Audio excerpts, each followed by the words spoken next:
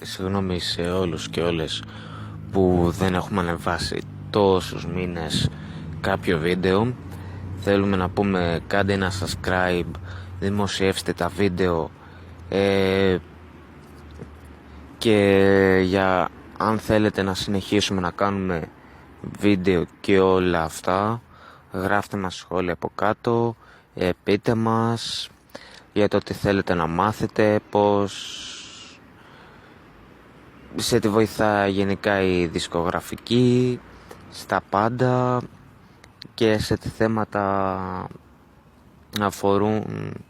αφορά η δισκογραφική εταιρεία.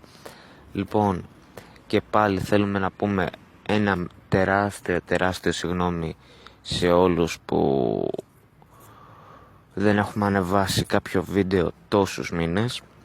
Απλά όλοι μας στην δισκογραφική τρέχουμε τόσο πολύ και δεν φτάνουμε. Θέλουμε να πούμε ευχαριστούμε